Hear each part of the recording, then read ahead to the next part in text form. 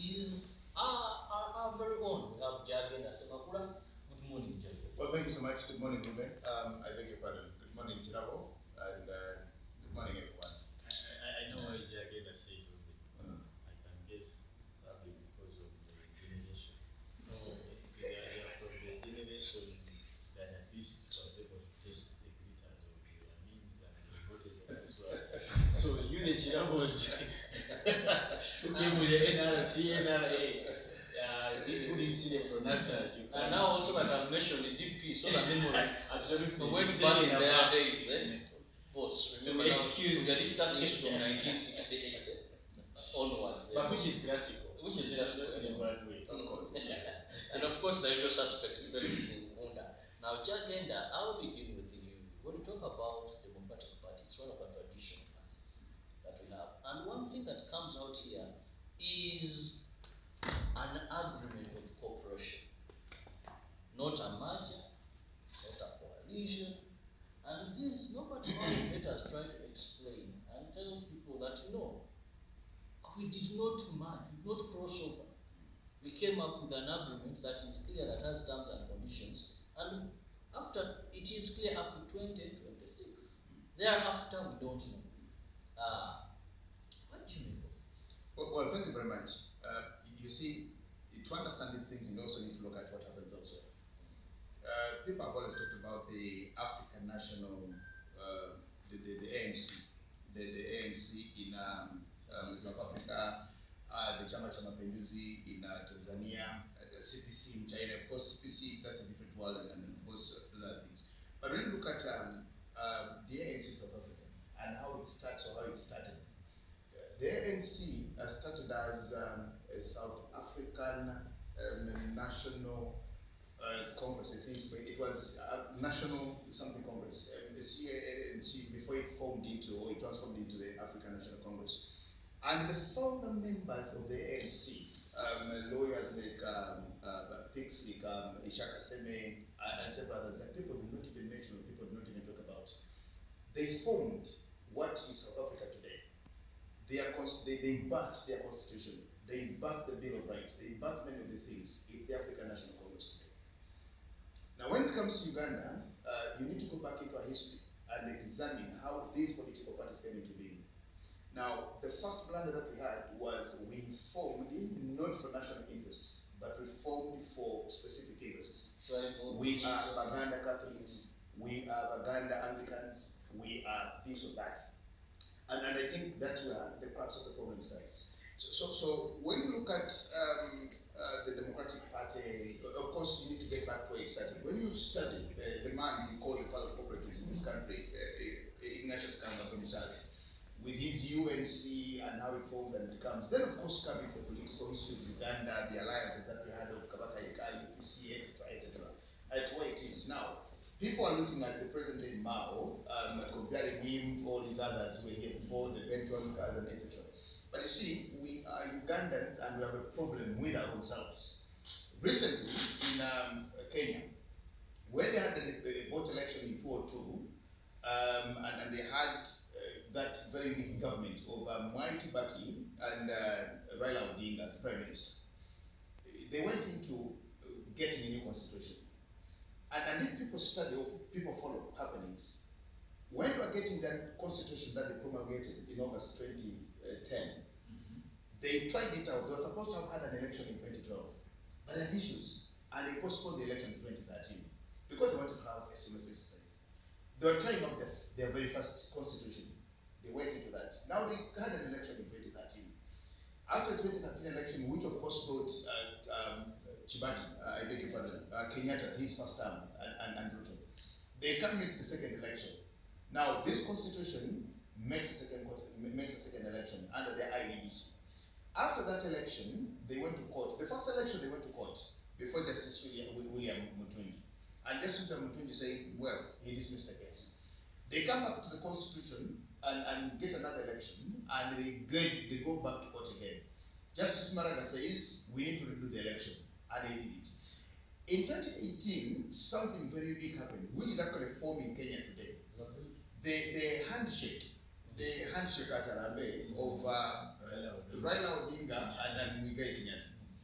Now, when that happens, all of us in Uganda say, wow, look at the maturity in Kenya. And the questions here were, can President Museveni and Kizza Besigye, of course then it was Kizza Besigye, and the issue is, can President Museveni and Kizza Besigye shake hands? Can they? In 2006, I think, it was in 2006 after that election, President Museveni invited fellow Protestants, former Protestants. I bet Mama Media, everybody. The only person who didn't go was Dr. Kizza Besigye. Now, Kizza Besigye didn't go, then the Bwanikas got every abuse going on here. What do you have? Who are you? You know, the UPC, and you know. And they went. But out of that meeting, they formed what they call the IPOD. Today. The IPOD comes out of that meeting that one contestant, one leader refused to belong to. But today they're beneficiaries of the IPOD.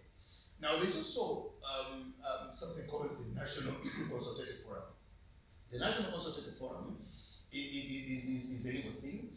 The chairperson of the NCF is normally the leading party, the party in power, which is the NRM.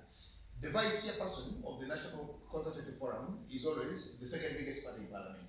Now, IPOD is an exclusive club of political parties that have members of parliament. When you come to the National Consultative Forum, the National Consultative Forum is for all registered political parties that are on a register with the Electoral Commission. All of them in there. Why are they there? Now, this is a very good outfit which is not even funded. That you do not know when they sit, talk, and discuss about all the things. What we think here today is so bring this agreement. I need to give people to understand these things. You know, when you just talk about Mao, somebody says, people who understand simply or cheaply say, what would I do? I have a job. Now they look at Mao as somebody was just looking for a job and he has a job as a minister. There are people who say, because of the hard economy, now it was in Janani, which is nothing. Which is nothing. We just need to understand these things and appreciate them. When they formed what they call the Interreligious Council of Uganda, and I want people to understand the things, they were local Shandit and all these others. Then the Anglicans, the Catholics, the Greek Orthodox, and the Muslim Supreme Council, they oppressed it. Until everybody realized that the voice of religion or faith in this country is at the Interreligious Council of Uganda. If you want to make anything as a religious leader, you must be a part of it. So the local had to swallow their pride, apply, and eventually had to belong. Everybody is in there. SDAs are there. The Baha'i is asking to belong there. Everybody wants to be there. Where will you stay if you do not want to? Now, when it comes to Mao's issue, I do not think people have even had an opportunity to read the agreement that the memorandum of understanding between. When you hear Mao speak, Mao says we're in a transition. And if you think we can all get power, maybe the same way President Museveni got by 1986. Go, wage a war, topic government, it can't come seamlessly. You have to kill a few people, you have to cause damage, you have to, there is blood, of course, and all the things. And Mao says, is that the way that we should all get there? Now, if this man who came with the barrel of the gun, he's tried and tested the democracy that we have here, and he's saying, let's sit and talk. Now, this is not a Mao. So people take Mao out of context. Why don't we look at it as mature politics? That, okay, because my question also was, I asked some people that, has Mao now crossed over to the NRM? Because when you work with the government in power, then you are actually that. And you see, in whichever position you're serving, for example, the Lord Mayor of Kampala, what does the KCCLO say and what does the Constitution say? So if you're the Mayor of Kampala, which is superintended over by the central government, then how do you think you're going to work in this government? Even when you do not have an agreement with the president, and which is not easy. Yes, expressly. So you're working in this by implication. You are actually yes. working for this, and I think that's where the challenge is. Well, Felix, Jagan tried to give us that background to this, and of course, looking at the advantages and bringing it to a level of political maturity. But let's go back to this country where multi-party dispensation, where we first had the dark days of UPC, where it was all about hatred, fighting each other. Now even when we went after the referendum to multi-party dispensation, we still, I think, haven't moved away from the fact that many people know that it is a noble area for you to associate with people from another party. More so if your opposition and this is the ruling party. Do you think this move where we see NRM and DP agreeing to work together on specific issues is viewed as maturity of politics of this country? Is it going to add any block to multi-party dispensation, or actually it is draining? I think how you view it depends on how much knowledge, and this is what my brother Jagena was trying to put to light, how much information you have. You see, in Uganda is one of those places where you have people who make statements that are not, that are baseless, and yet they are, I should say, such statements inform a bigger. So you find people discussing issues of Mao in very many contexts without the actual information. An agreement, if I'm to take by law, is basically when different parties come together, they agree on the modus operandi of a particular subject matter. People can make an argument in terms of landlord, tenant, master servant. They're different. But what makes an agreement is that it's a subject matter of dealing with. In this case, we are looking at political practices. The few that I can pick out of this argument that I was able to, we can bring to bear, things like there's an aspect of constitutionalism, rule of law. And maybe that informs the kind of ministry that was kept for the other party, that if you're asking for this, how about you sit there and let's see how much we can contribute together. Isn't that a good thing? On the face of it, I would want to think. But the general attribute to having this agreement is not unique. I just want to use an example that my brother Semakula gave. If you remember the handshake between Raila Odinga and Kenyatta, it was not sanctioned by the ODM. No. It was an individual move. Exactly. And at that time they had what they called the NASA. The National Super Alliance.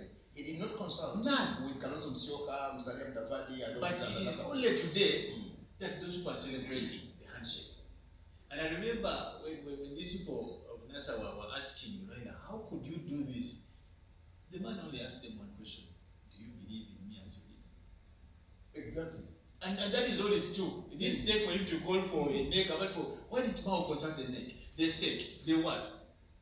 If you have it, that's the only question. But today, they are all benefiting from the then handshake. And if Raila Odinga becomes president, who are going to benefit? That's just away from this. DP is a seasoned political party, like it or not. It could have its challenges. Actually, it is one of the most popular parties in terms of being known. We don't have the fall in terms of transiting into ballot, but even if you go to deep in Lamo, Abim, people may not know by the way, but they will know the DP because of the time it's been around. When you see the NRM, in fact, among the very few things the NRM has scored so far since the election is this one. This is imagery to the other countries that the political party in power can have agreements with other political parties on some things. The question is, the opposition in this country has been portrayed as an enemy of state. And yet they are all beneficiaries of the enemy, the so-called enemy. When you see Mao being a minister in Museveni's government, but you also have a Matthias Mpuga who's a leader of opposition, who has more privileges, probably even more than minister, they would be minister. Then you can't question political agreements. There's a word called, see, in law we have different types of agreements. There's what you call express and implied. Mao'S agreement is express, but the opposition's agreement with government are implied. And I can test all of them and show you one. I've told you, Mao has had the nerve to go and make an express agreement. But we have a Matthias Mpuga as a leader of opposition who has a full budget paid by the Minister of Finance from a consolidated fund through the parliament, who is guarded by Ugandan police, which falls, by the way, in the arm of the executive, which is government. You have to give an example of a road mayor. All these things you don't want to talk about them, but the truth of the matter is that every politician, opposition or not, who works in any confine, even go to the LC5 chairman in this world, Who approves their budgets? Who's paying them? Who's giving them all these cars and what?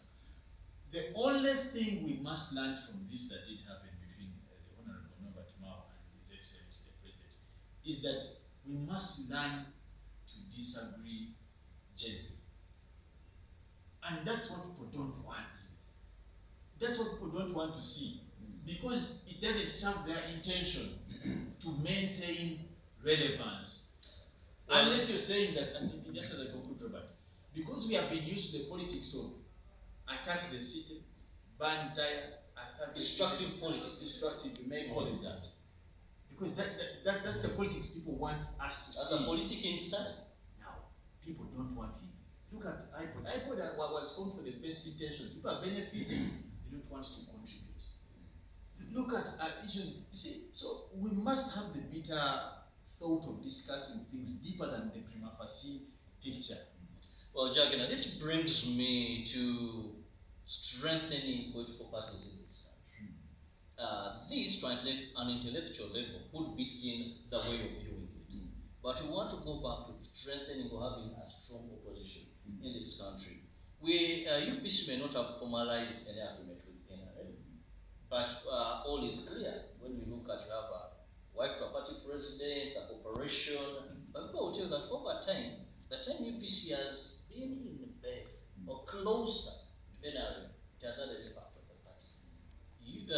DP, since Mao came out, and this news was released everywhere, you're now seeing challenges. It has been a struggling party.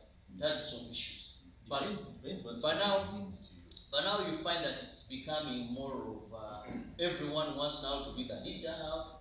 It seems it's lost direction in terms of you have members who are leaving. And yes, we need a ruling party and strong opposition or strong political parties in the opposition. Many have said that maybe one of the successes of NRA has been being able, and I say this in quotes, being able to weaken, which plays in their favor because you wouldn't want to have a strong opposition in methods like this, away from people being picked and given positions to work in NRM government, well knowing that you saw Beatrice Anwa, Natural Change, the likes of Maria Mutagamba in those days, strong voices shifting. What does this mean to having formidable, strong political opposition? What you bring or alluding to here is called the winner takes all syndrome that we've had, and I think that's very bad for our politics. Earlier on I talked about the birth of constitutionalism in South Africa, and one of the reasons why those first young African lawyers, Ishaka Kemes and the others, one of the things that we're struggling with was this syndrome of winner takes all. Where are we in this whole equation? Now we talk about a country called Uganda, we're going to an election, and in this election, when you win, you take over everything and say, now, our history is a very bad history. That you do not want to look at political parties and give them all the due credit that maybe this part has actually been here, tried, tested, done all the things too. We've had upheavals in our movements and the way we do our things. So we think a strong opposition is actually just a noisy or a lot of people that just say, we do not want this. Council Nkunda here has told you about contracts. There are express contracts that I have with you, expressly, that we express the terms and say, this I will do, this I will do, this you will do, this you will do. But there are terms that are, so that there are contracts that are by implication, they're just like contracts because of maybe what comes from another event. Now, you will notice that if you read the corporation, first of all, it's called a corporation agreement. It's a corporation agreement. People have crossed over to the NRM, people have crossed over to all the other political parties without agreements. Because when you're crossing over, you don't have to agree with anybody that you're crossing over. You leave everything behind just and leave everything starting behind. Yes, exactly. You just leave everything behind and go. But yet again, you know, I talked about the IRC. When you read the constitution of the IRC, it is very clear. We are coming, the best idea is called common challenges. Our coming together is based on only common challenges, social, political, economic, not anything that concerns faith. You do not come here to convert me.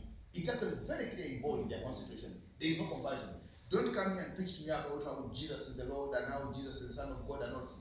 Don't preach to me about Muhammad and all these things. When we come, we ask ourselves questions. We have a problem of this pandemic. There is hunger now. How do we approach it from the religious, the different angles? If we got any support from the government, what structures do we have as the locally, as the Catholics, as the Anglicans, as the Muslims, to reach out to our people, the 40 plus million people that we have? All of these come to different places. Now you talk about the intellectuals, understand from a different angle, and then the others. You have those others. Even Jesus himself, when he was talking, the Bible is very clear. He spoke to everybody, the multitudes, in parables. Then when he sat with the disciples, he told them what these things mean. So you can't teach the public, you can't teach everything, because that's why we have growth of opposition political parties. Yeah, but you see, the political parties are formed by these SM members. You have what they call the IPOD. What does it mean? Inter-party. Now, just inter-party alone is cooperation. We form for these issues, and that's why you have to see it. The NCF is an inter-party. So the intention is, you have an ideology as DP, I have an ideology as Conservative Party, you have an ideology as the People's Congress. These ideologies, we now come and say, there is a Uganda that we want. So the biggest issue is not to get loggerheads all the time. When you read the cooperation agreement, the tidbits I had to read through, if this is happening, because I'm seeing it on social media, if this is the agreement that they're saying. First of all, it talks about Norbert Mao be appointed to cabinet as Minister for Justice and Constitutional Affairs, and any other member of the Democratic Party into any junior ministerial position. Why? Because the Ministry of Justice and Constitutional Affairs, which until today has actually just had a caretaker, now has a minister. We've not had a minister, I think, from since election and since when the president. Exactly. And just recently, because for all that time.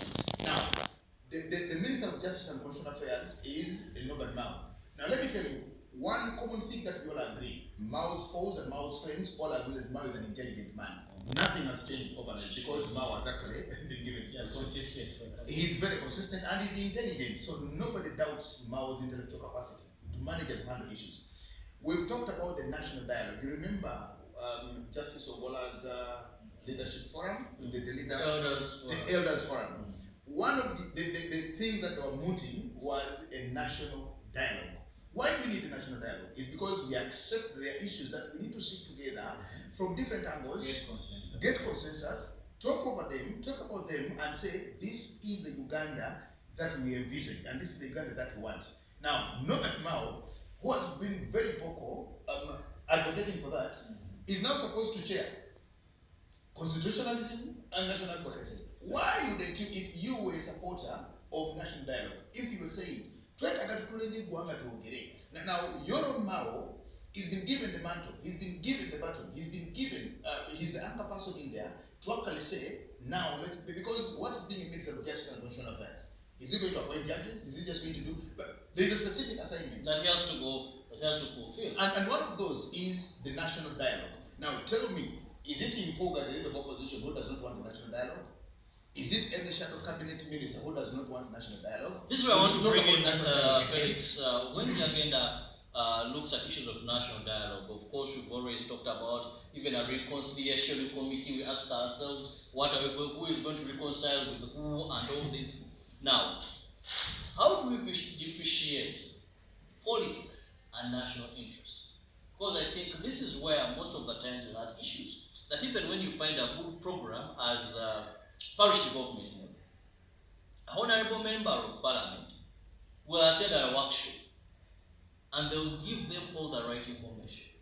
Not because of politics, but because he fears to be seen praising a government program, because people will judge him, say,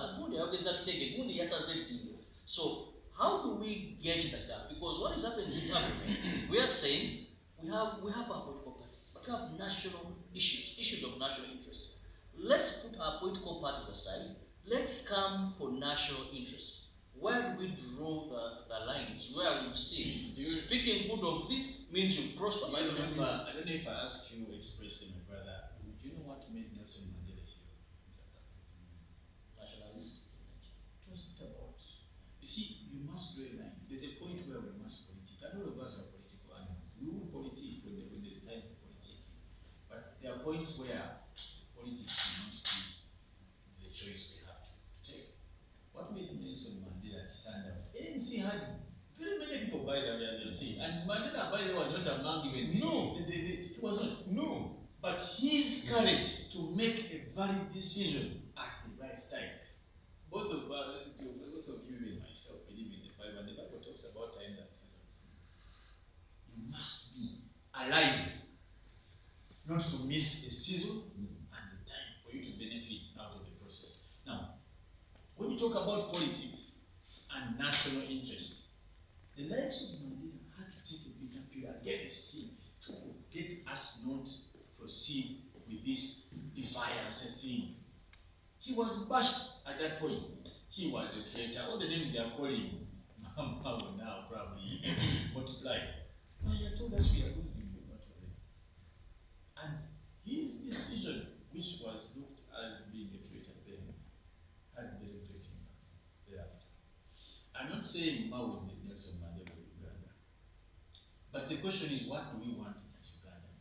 One of the biggest challenges of the opposition, and that has come out loudly and clear, has been the issue of abuse of constitutionalism in this country.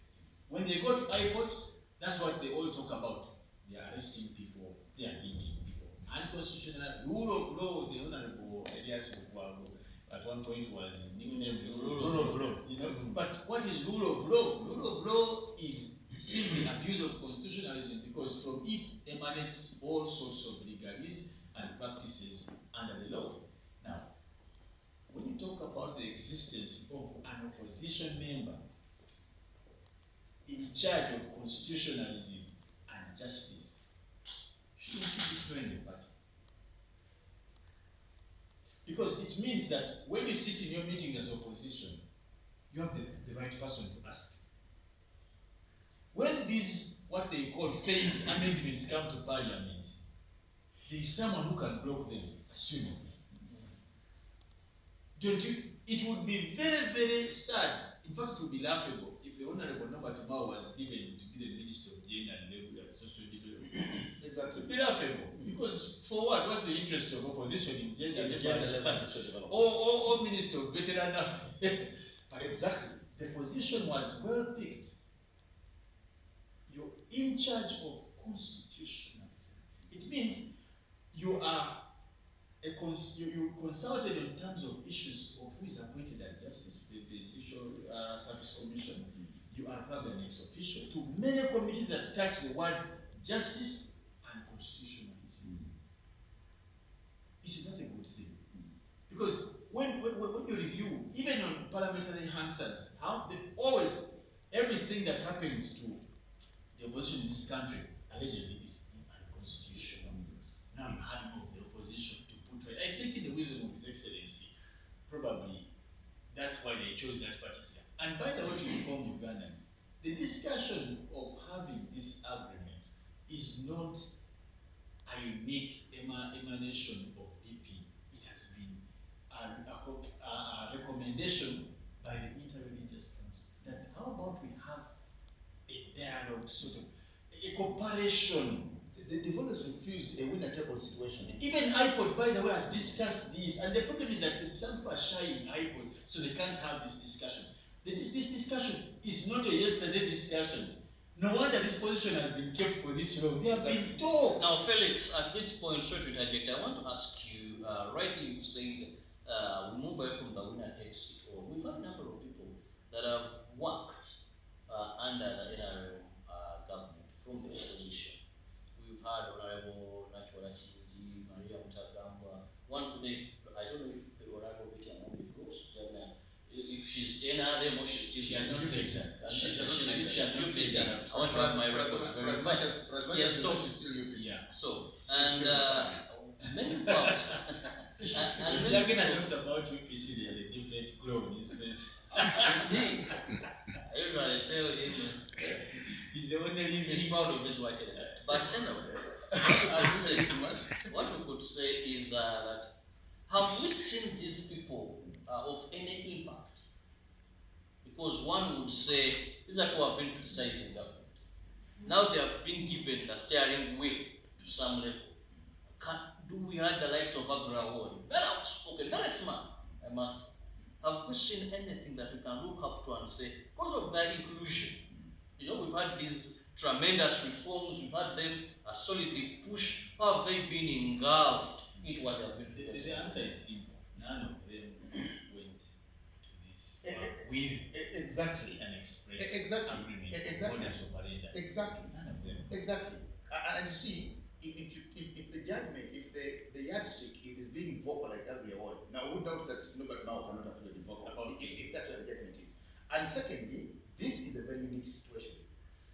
You are talking about, remember now, if you read the cooperation agreement, what is DP coming with? One, they agree that our cooperation is mutual on the things that the Democratic Party and the NRM have in common. Now, when you talk about natural regime is appointed by the president. And they are representing the president. And they're representing the Simple as president. that. And another person. Betty Amungi, etc. Betty Kamia, exactly. Now, Olive Kamia is president of Federal Alliance, Uganda Federal Alliance. Now, she did not come like with a cooperation agreement that we as UFA want this and this is what we will offer. She's appointed as an individual, Betty Kamia, because of her competencies and capacities, and she's put in this ministry and that ministry and if they expect of the government. That's what she is. So she is serving, and when she comes, Betty Kamia does not have to come with revolutionary maybe works things in that, because you have the law, the IGG Act is there, you are operating under. Now, even if it's not Betty Kamia and it's me, you are the ombudsman of the country. What are you supposed to do? These are your mandates. This is what you report. Your job description is quite clear. Now, Norbert Mao comes, and let's think all together. From when we got the cabinet, and we had a vacant position in there, do you realize that our own minister, State Minister Kabianga, came in much later, yes. and to have the position of state for ICT and state for national guidance. But even then, there was still a position left in there hanging. Are we saying that of all the 40+ million Ugandans, President Museveni did not see anybody with the capacity to actually take over that position? Why has that position been left vacant until when we get somebody who's supposed to take all the votes, I think, today, to take it there, Chairman Mao? Why? These are all issues that we need to get into. And now because Mao comes in on a different arrangement and a different slate, when you read the agreement, he will be allowed to cabinet, and which other minister has been appointed to cabinet, and we hear whether they're supposed to attend cabinet and all the things too. The Democratic Party, as a political party, one will have the secondment of the NRM to chair sectoral committees, which they did not have. Now, and that's what it is. If you have very good ideas, if you're very good leaders of the Democratic Party, you are only 9. And you don't have an opportunity to chair any committee in cabinet, in parliament. Now, you have the backing of the NRM that will say, okay, now, Chirao from the Democratic Party, you can champion this. And now, let's give you 3 committees let's give that it are relevant. Exactly, that are relevant to service delivery. Let's get you there and say, now that's where you are. Let's see what you can do. Now, if DP is there, the Rutamakuzi Semakora others have all these ideas, but they can't get there. Now, it's going to be DP and the NRM give you support and say, okay, now we've also had an opportunity to share that. People should understand these things. You have a commission of parliament. Where you have the speaker, the clerk, the prime minister, minister of finance, etc., and members. The leader of the opposition is actually one of those there. Now, what does the leader of the opposition do on that if there is no cooperation? Because you are part of the administration, you are part of the leaders of this house, which is headed by Amongi and NRM, and Tayewa and NRM, and Nabaja and NRM, and the Minister of Finance and NRM. But you're there. Are you saying You're simply being puppets of the house, just doing nothing? Because it is constitutional that as leader of opposition, you're supposed to be on the step. So what happens when in Buga is seated and there is Amongi there, there is Tayewa there, there is Nabaja here, there is Matia Kasaija and the others, Sirwanya? What does it do? Does it just come out crying and saying, but now, it has been a thing of boycotting. No, but you're a member of the commission, boycott the commission. commission. You can't boycott the You can't boycott the You commission. can boycott it. You can boycott other things, but you can't boycott the Unless commission. you relinquish your office. Exactly. So boycott the commission is relinquishing the office and saying, I can't be leader of opposition because when I'm leader of opposition, my position will send me into sitting with these people that I hate and these people that I can't work with by default. But because by default, you have to, now it's not express, they're supposed to be there, but by implication, once you add them the opposition, now tomorrow, even if you made numbers a leader of opposition or any other person, they will still find themselves in there.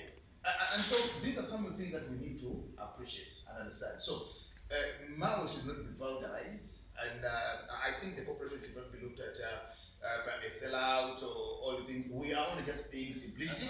We are just being. Well, Felix, Just add something. yes, I wanted to get you, as you come in, as you give your final remarks in the interest of time, I also want to get it from you. What does this mean in terms of party support?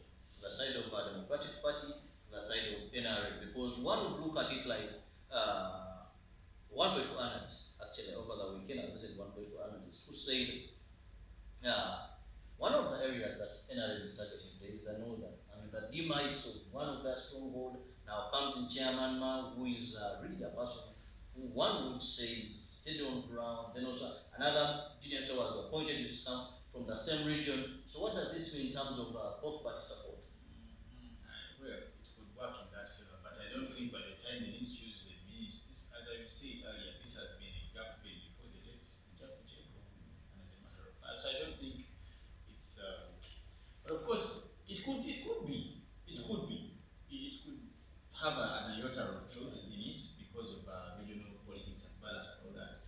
But the truth of the matter is that Ugandans have chosen to do what now Batami, I think even it was one of them, so we say the Komanyuko politics, the vulgarizing politics. If you remember, prior to the election of 2021, a great number of people left DP2. To NUP. What was the discussion about that? We talked about us being traitors because it was in the wrongest time. And many of them were DP. About It was 90%. the wrongest time. Well, they did To it. leave us. It was the wrongest time. Now, Mao stayed in that ship almost alone and struggled through the ship. Now, Mao has realized, and this is now my own interpretation, that the only way the party can stay relevant is forming other coalitions or other agreements or other associations. Because time and again, the relationship of NUP, now the leading party, has failed deeply.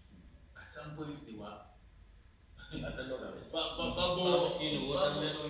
had all these things. Now, when you realize that, and I don't think this is biblical, but I'm sorry to use an example. Sometimes when you realize that your what you call your legitimate family is against you, most of the men have sold solace in the main party.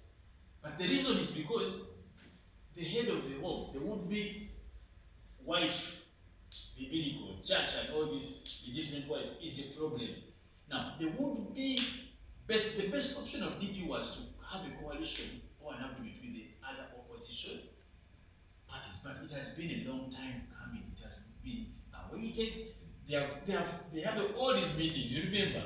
There's a time Welcoming the GP block where all of them sitting again back and all of them somehow everything.